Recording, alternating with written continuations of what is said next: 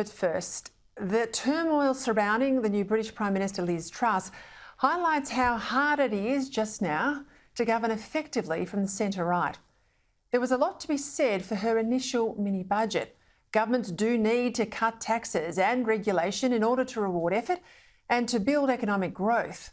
And when government energy policy inflicts heavy costs on ordinary people, as it has in the UK, there does need to be some assistance for them, or people will go without heating and lighting. And in a first world country like Britain, just like here, that's unacceptable. The trouble with the Truss mini-budget was that it combined lower taxes with extra spending. And when that spooked the markets, rather than explain it or even defend it, Truss hid from the media and barely left her Downing Street bunker for over a week. Now, I don't care who the politician is, left or right, male or female, that's not leadership. Now, in strict policy terms, her plan to cut the top marginal rate from 45% to 40% was unfairly characterised as a tax break for the rich, even though the basic tax rate was also cut from 20% to 19%, along with assistance, as I said, for energy bills, skyrocketing, of course, because of a pretty badly managed shift to renewables. The financial markets were expecting the energy package, but not the scale of the tax cuts. And so this put downward pressure on the pound and upward pressure on interest rates.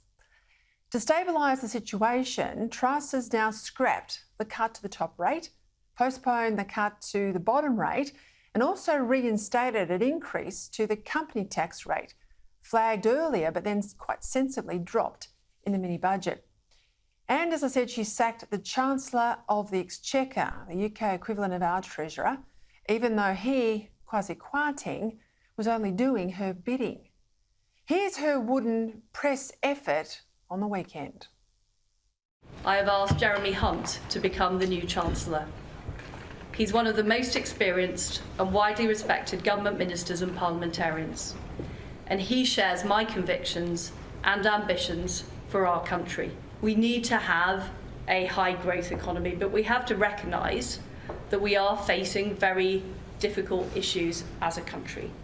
And it was right, in the national interest, that I made the decisions I've made today to restore that economic stability. Now, in this crisis of leadership that we're seeing play out, there are two factors at work that are unique to Britain, and one factor I think that's afflicting the Western world more generally. First, in a 12-year-old government that's under its fourth Prime Minister, there are numerous resentful ex-ministers, only too happy to take potshots at the new leader who's failed to promote them. In Britain, as in Australia, there are far too many people for whom public life is a career rather than a cause. And what matters is not the centre-right's commitment to lower taxes and smaller government, but whether they're personally advanced up the greasy pole of politics. Second, there's the British establishment's continuing resentment at Brexit and their desire to punish the government that's making it happen, even if that hurts the country as a whole. Don't underestimate the power of those in the Parliament and in the bureaucracy that want Brexit to fail.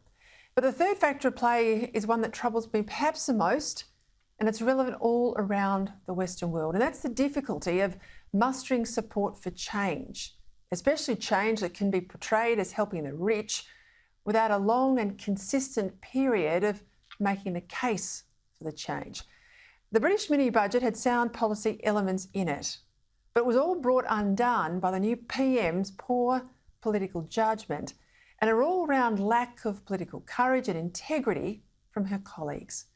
Successful governments make the case for change in opposition, and they don't let the minutiae of government distract them from continuing to argue on principle. Successful governments don't turn over their leaders just because of a drop in the opinion polls or because of personality clashes.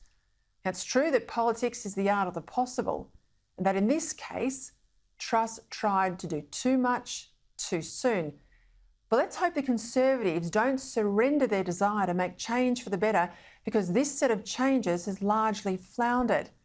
In the UK, as in Australia, centre-right governments that are a weak echo of Labor, spending too much, taxing too much, regulating too much, And giving in on the climate cult and on identity politics, well, they're just doomed to fail. Just as Margaret Thatcher and John Howard showed, Conservative policies can be electorally successful. Just as Tony Abbott showed, turn climate into a cost of living issue rather than a moral one, and the centre-right can win. All it needs is strong, sustained, consistent leadership. And that's what's currently missing in Britain and elsewhere.